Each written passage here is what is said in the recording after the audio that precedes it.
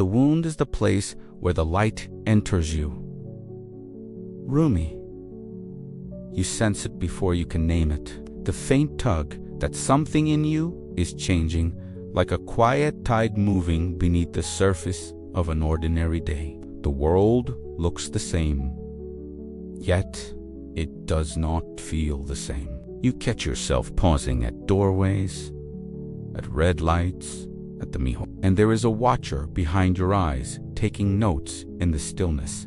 You are not imagining it. You are awakening to a new understanding of yourself and the world, and it rarely unfolds in a straight line. It spirals like living DNA, looping, skipping, and returning, until the meaning reveals itself at the exact moment you are ready to carry it. When this stirring begins, the first thing you meet is the place you have been living without question. Thoughts and emotions run the show, and you wear their costumes as if they were your skin.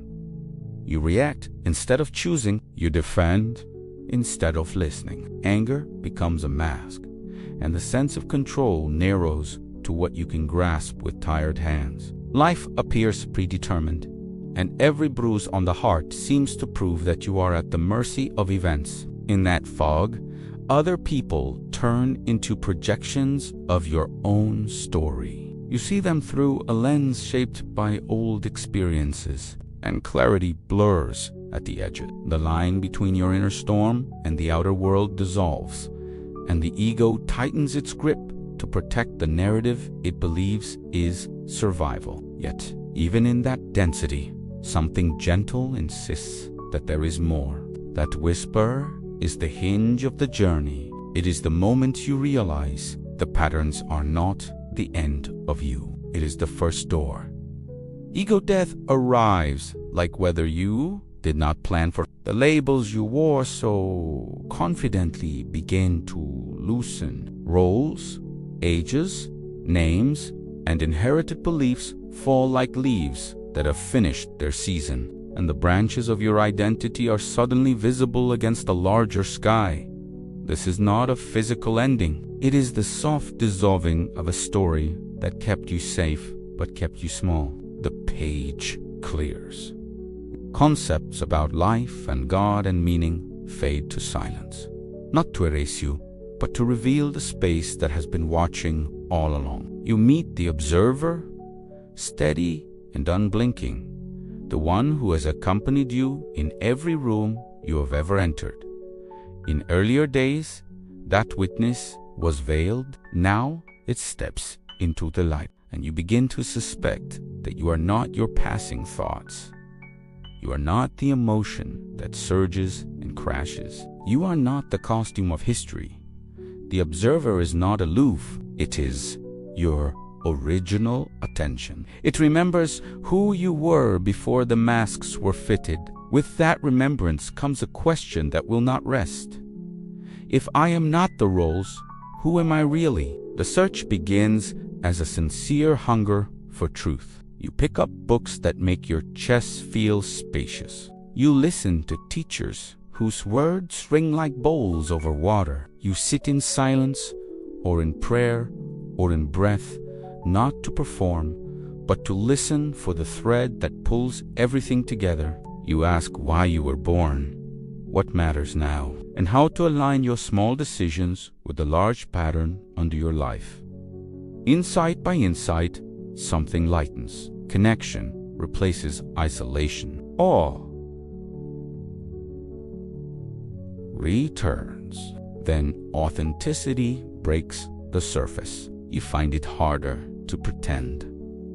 The cost of performing grows too heavy to carry. Work that mismatches your inner voice becomes a conversation you can no longer sustain. Relationships built on old disguises call for renegotiation or release. It is not rebellion for its own sake. It is respect for the truth you finally recognize. Your childhood clarity peeks through the cracks. The part of you that knew who you were before the world started handing you scripts. As the old energy sheds, the new current rushes in. Emotions rise and tumble, asking to be seen and released. Old memories Tap your shoulder to be honored and let go. Your intuition sharpens. Dreams become lucid. Premonitions ripple the surface of your days, and the horizon feels multicolored again.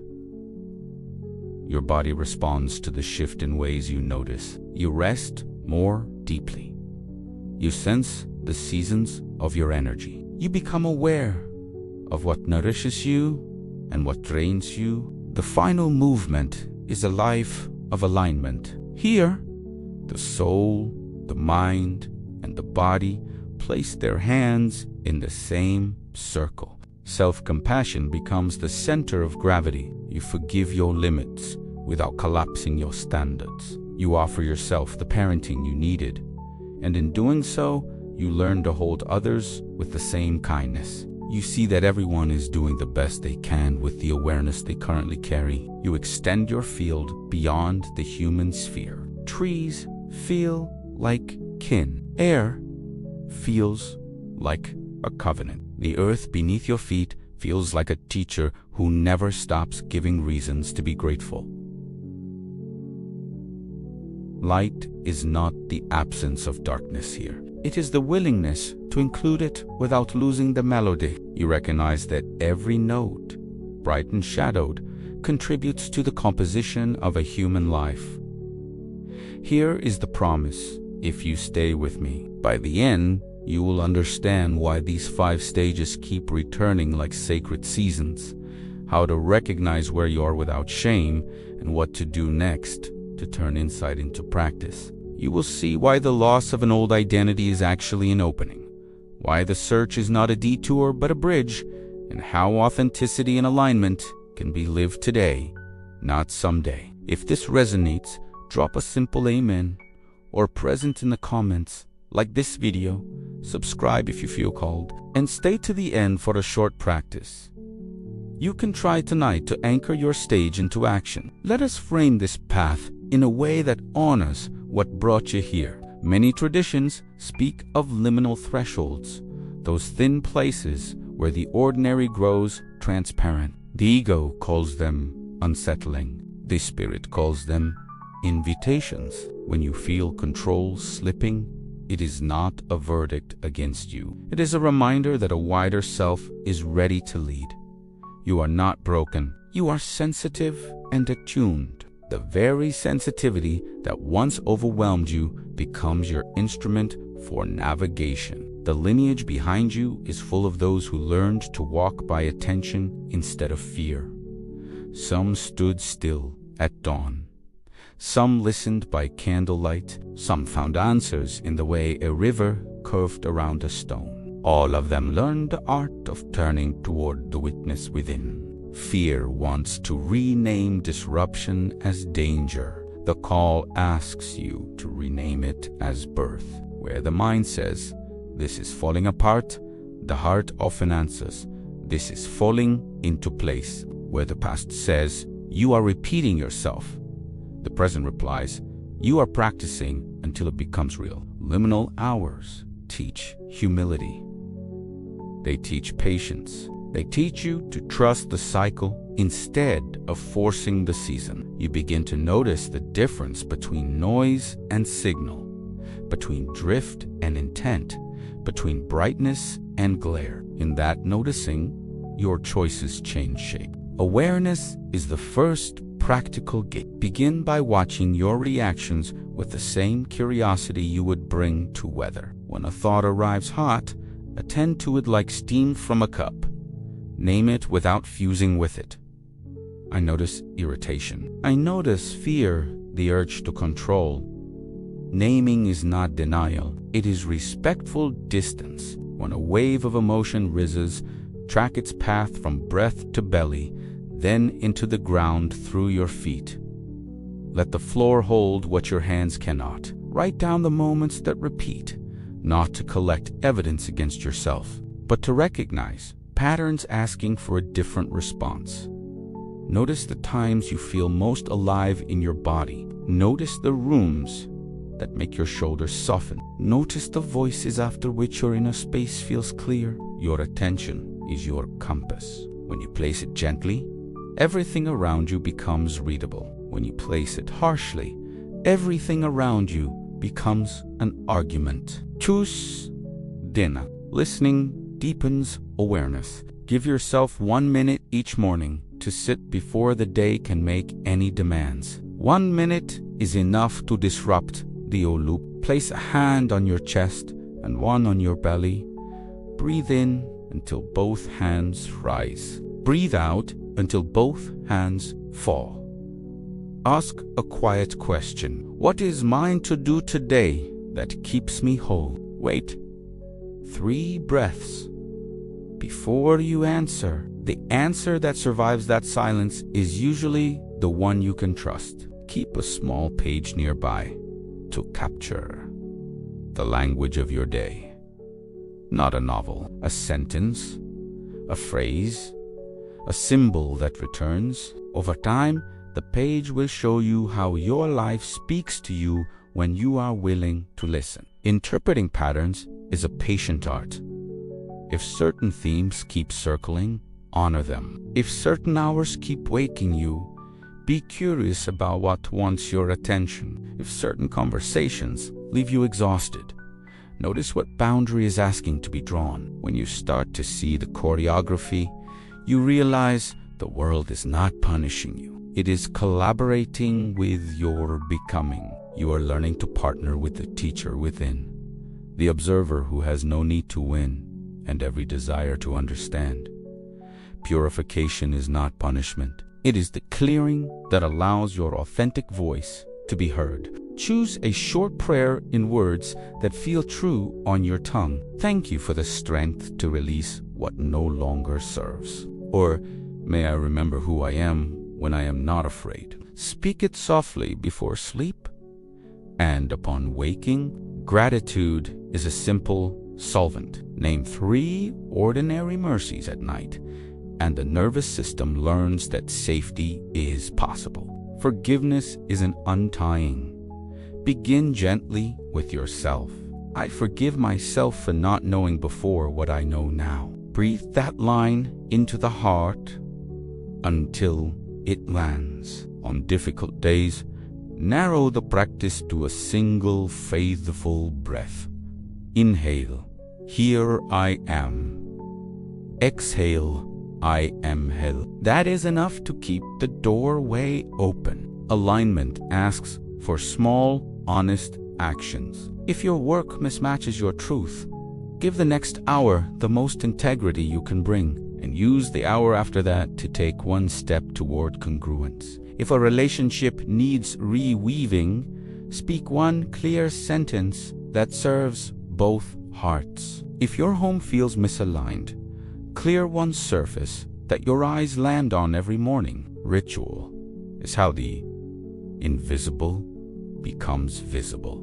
Light a candle as the sun goes down. Touch the earth before you open your phone. Set your cup down with attention instead of haste. When you honor the little thresholds, the larger thresholds become less frightening as your perspective widens. It helps to remember that many traditions describe cycles of growth in similar language. Some researchers suggest that deliberate moments of stillness can help interrupt reactivity and increase clarity of choice. Many lineages teach that attention is a form of love and that what you attend to grows. Some speak of seasons of letting go, not as failure, but as compost that feeds the next season of creation.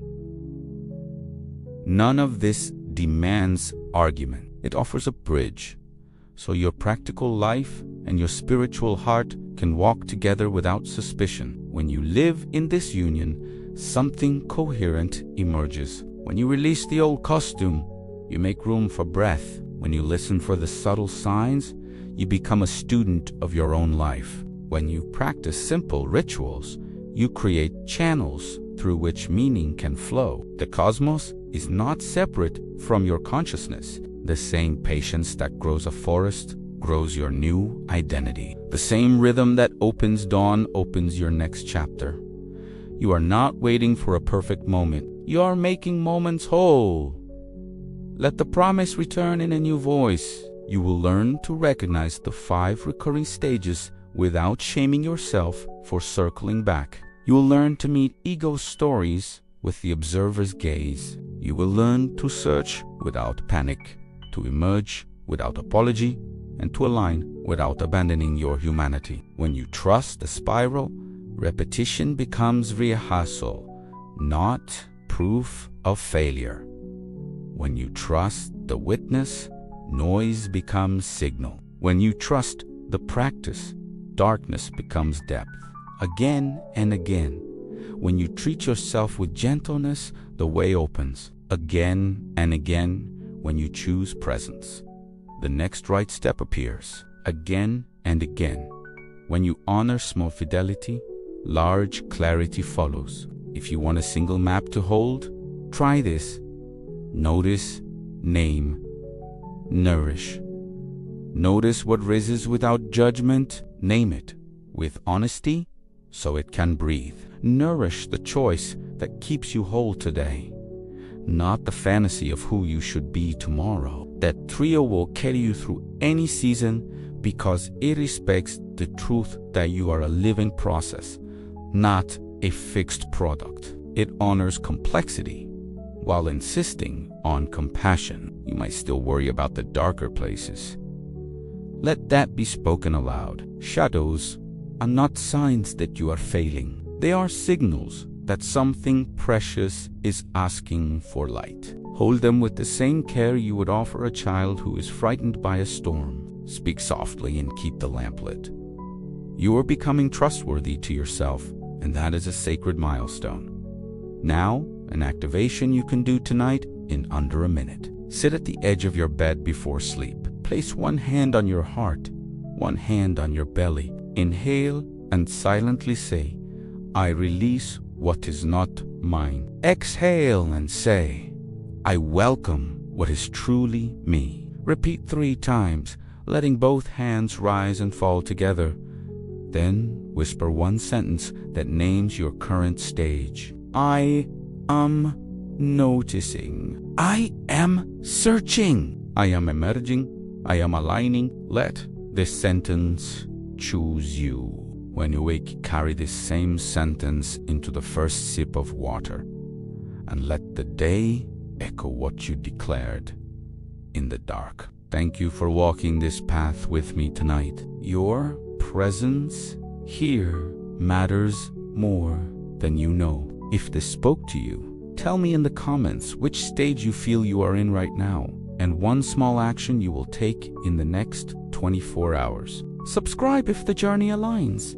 Share this with a friend who is searching, and watch the next video on living your authentic self in daily decisions. So the spiral becomes a way of life.